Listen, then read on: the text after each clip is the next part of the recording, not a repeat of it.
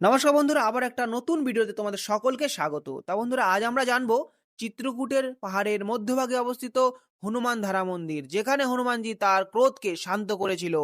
নমস্কার বন্ধুরা, এখন আমি রয়েছি ধর্মনগরী চিত্রকূট। আর এই চিত্রকূট কিছুটা উত্তরপ্রদেশ এবং কিছুটা মধ্যপ্রদেশের মধ্যে অবস্থিত। আর এই চিত্রকূটই ছিল ভগবান রামচন্দ্রের তপভূমি। আর এই তপভূমিতেই রয়েছে অনেক তীর্থক্ষেত্র, তার মধ্যে একটা তীর্থক্ষেত্র হচ্ছে হনুমান ধারা। আর এই হনুমান ধারার পাহাড়ে অবস্থিত সীতা রসোই, যেখানে সীতা মাতা বনবাসকালে রান্না করত। আর সেই স্থানগুলি আজ আমরা ঘুরে দেখব।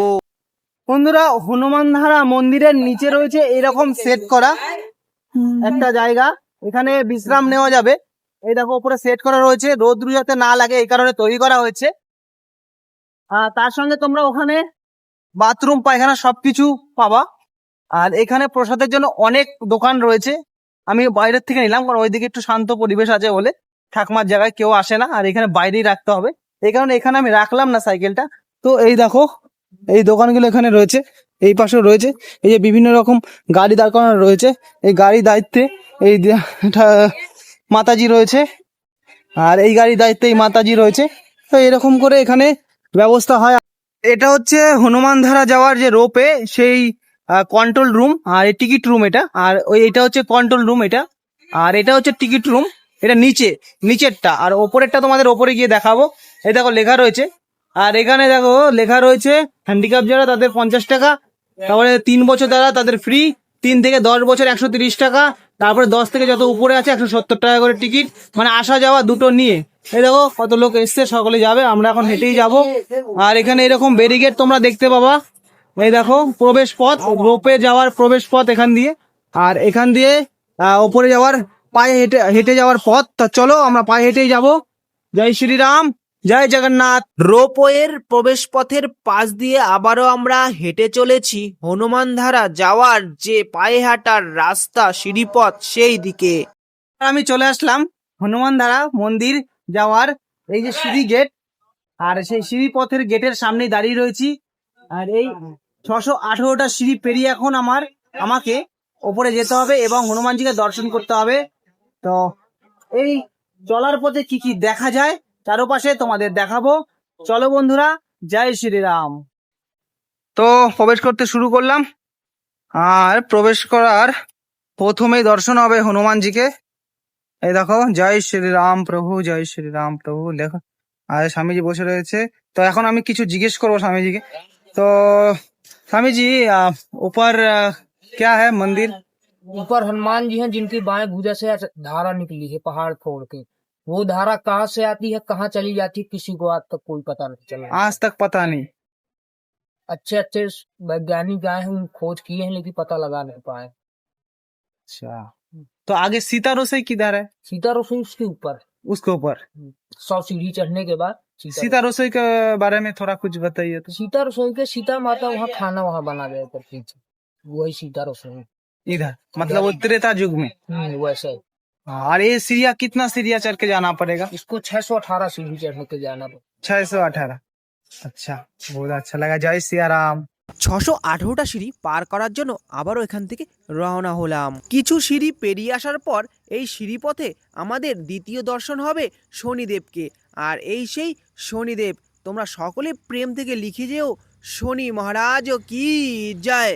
শনিদেবকে দর্শন করে আবারও আমরা 618টা সিঁড়ি পার করার জন্য সামনের দিকে এগিয়ে চলেছি। এই সিঁড়ি দিয়ে চলার পথে তোমাদের ফোনটা আর চশমাটা একটু সাবধানে রাখতে হবে, কারণ দেখতেই পাচ্ছ এখানে কিন্তু অনেক বানর থাকে। তারা কিন্তু তোমার কাছ থেকে তোমার ফোন বা চশমা কিন্তু ছিনিয়ে নিতে পারে।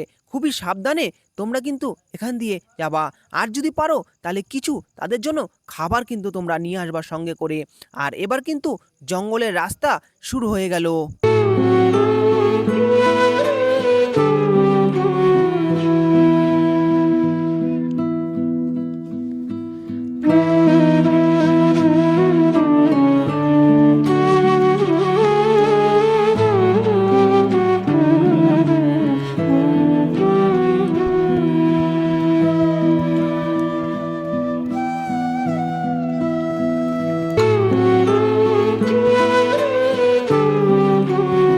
এই সিঁড়িপথে চলতে চলতে আমরা তো সকলেই হাঁপিয়ে যাব।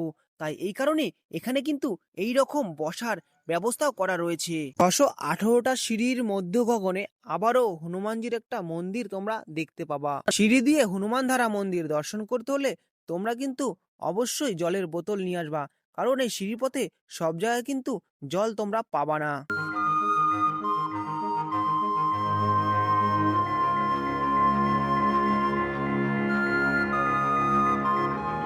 ছশো 18 সিঁড়ির 3 ভাগের মধ্যে 2 ভাগ পেরিয়ে এসে যখন আমরা 3 ভাগে প্রবেশ করব, তখন কিন্তু খুব সুন্দরভাবে আমাদের এখান থেকে রোপওয়ে দর্শন হবে। আর ঠিক এই স্থান থেকে কিন্তু বিভিন্ন দোকানপাট তোমরা দেখতে পাবা।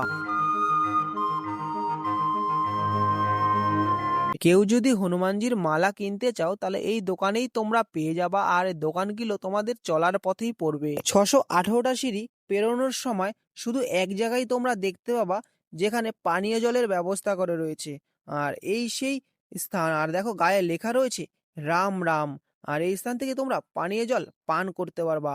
আমিও কিন্তু এখান থেকে পানীয় জল পান করলাম। আর এই স্থান থেকে কিন্তু তোমরা সম্পূর্ণ চিত্রকূট শহরটা দেখতে পাবা। আর এই স্থানে আসলে তোমরা কিন্তু হনুমানজির সঙ্গে সঙ্গে গণেশ ভগবানকেও দর্শন করতে পারবা।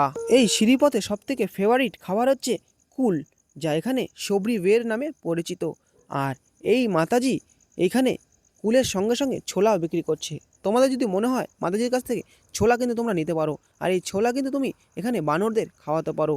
তা তোমরা যদি কিছু মাতাজির কাছ থেকে নাও তাহলে কিন্তু মাতাজিরও কিছু চলে যায়। তো আমরাও কিছু কিন্তু মাতাজির কাছ থেকে নিলাম, কিন্তু দুর্ভাগ্য যে মাতাজি আমাদের কাছ থেকে একটা পয়সাও নিল না। 618টা সিঁড়ি পেরিয়ে চলে এসেছি মন্দিরের সামনে। এখন মন্দিরের ভেতরে প্রবেশ করব। চলো, জয় শ্রীরাম।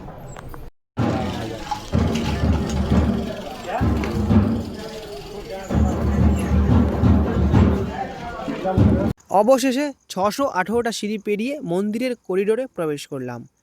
আর এই সেই রোপওয়ের বেরোনোর পথ এবং এটাই প্রবেশ পথ। রোপওয়ে করে আসলে এখান দিয়ে তোমাদের আসতে হবে। তারপরে এখানে লেখা থাকবে রোপওয়ের পাশেই মন্দিরের জানেকা মার্গ, মন্দির যাওয়ার পথ। তারপরে তোমাদের দর্শন হবে এই সেই জলধারা, যেই জলধারা হনুমানজির বাম বাহু দিয়ে প্রবাহিত হয়ে নিচে আসছে। এখান থেকে তোমরা জল কিন্তু পান করতে পারো। আমিও কিন্তু এখান থেকে জল পান করেছি। জলধারার কুণ্ড পেরিয়ে আমরা ওপরে আসার পর আমাদের আবার দর্শন হবে রাধারানী এবং ভগবান শ্রীকৃষ্ণের সুন্দর বিগ্রহ। আর এই বাবাজি এখানেই বসে থাকে।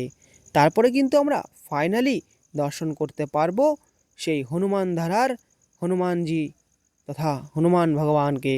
আর এই সেই জলধারা, যেই জলধারা কোথা থেকে আসছে আজ পর্যন্ত কোনো বিজ্ঞানীও এখানে প্রমাণ করতে পারেনি। আর এই সেই হনুমানজি দেখো, আর সেই হনুমানজি লঙ্কা দহন করার পর এই স্থানে এসে তার ক্রোধকে শান্ত করেছিল, তাই এই জায়গার নাম হয়েছে হনুমান ধারা। হনুমান ধারা দর্শন করা আমাদের হয়ে গেছে। এখন আমরা যাচ্ছি সীতা রসই দর্শন করতে। আর ওপর দিকে যাবো, দেখো এই জায়গাটা কিছু এইরকমই ভিড় থাকে। তো চলো, জয় শ্রীরাম। 24 ঘন্টা না।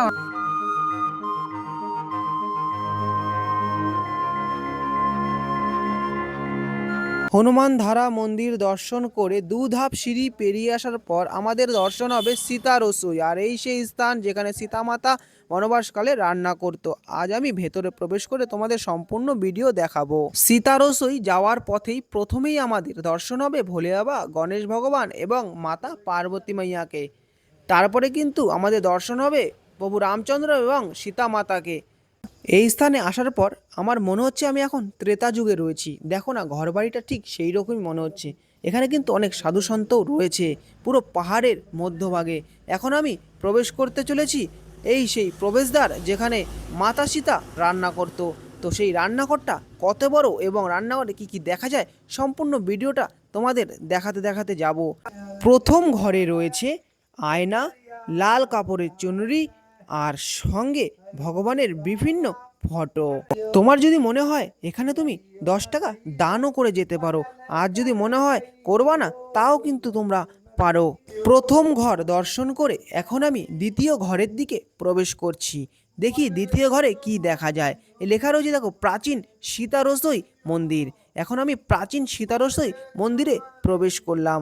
এখানেও তোমার যদি মন চায় তুমি 10 টাকা দান করতে পারো, যদি নাও করো কোনো অসুবিধা নেই। এই দেখো এখানে একটা সীতামাতার মূর্তিও রয়েছে। আর ঘরগুলো দেখো অতি প্রাচীন পাথরের দেওয়াল তৈরি করা। এখান দিয়ে আবারও কিন্তু বেরিয়ে যাচ্ছি। এখন দেখি এখান দিয়ে কোথায় যেতে পারি সেটা আমিও জানি না। চলো বন্ধুরা, যেতে যেতে তোমাদের সঙ্গে কথা বলতে বলতে এখন দেখি কোথায় প্রবেশ করি। চলো। আর এখান থেকে কিন্তু ওই দেখো ওখানে অনেক দাদারা কিন্তু বসে রয়েছে। তা এবার আমরা কিন্তু প্রাচীন গুফাতে প্রবেশ করছি। আর তোমরা যদি সীতারসই আসো তাহলে এই গুফাতে তোমাদের অবশ্যই কিন্তু প্রবেশ করতে হবে। আর গুফার ভেতরে কি রয়েছে এখনও আমি জানি না। চলো প্রবেশ করি এবং তোমাদের দর্শন করাই এবং আমিও কিন্তু দর্শন করি। এবার সকলে প্রবেশ হয়ে গেছে। কৈলাস রয়েছে, কৈলাসের পেছনেই আমি রয়েছি। কৈলাস প্রবেশ করছে আর কৈলাসের আগেই আমি প্রবেশ করে ফেললাম, কারণ আমার মনটার টর্চ হয়েছে না কখন আমি গিয়ে ভেতরের দৃশ্য দেখব এবং তোমাদের ভিডিওর মাধ্যমে দেখাবো। তা ভেতরে আমি প্রবেশ করলাম। আর ভেতরে দেখো রাম রাম লেখা রয়েছে আর প্রাচীন একদম গুফা। আর এখানে কিন্তু সুন্দর একটা মাতার মূর্তি রয়েছে, ভগবান রামচন্দ্রেরও কিন্তু একটা মূর্তি রয়েছে। আর এই বাবাজি এখানে সেবা করে নিত্য। আর এই দেখো প্রাচীন গায়ে সব লেখা রয়েছে রাম রাম। এবার আমি মাতাকে দর্শন করে আবারও বেরিয়ে পড়ব। ছোট্ট প্রাচীন অন্ধকারযুক্ত গুফা থেকে দর্শন করে বেরিয়েই আমাদের দর্শন হবে সেই স্থান, যেই স্থানের জন্য এতক্ষণ আমরা অপেক্ষা করছিলাম, সীতা রসোই পুরানা ঘর। আর এই স্থানেই মাতা সীতা ত্রেতা যুগে রান্না করত। আর এই স্থানটা ফটো তোলা নিষেধ, তা আমি লুকিয়ে চড়িয়ে করে নিলাম। আমাকে ওই স্বামীজি দেখো বকা দেবে, ওই দেখো স্বামীজি বকা দিচ্ছে। ফাইনালি আমাদের সীতারসই মন্দির দর্শন হয়ে গেল।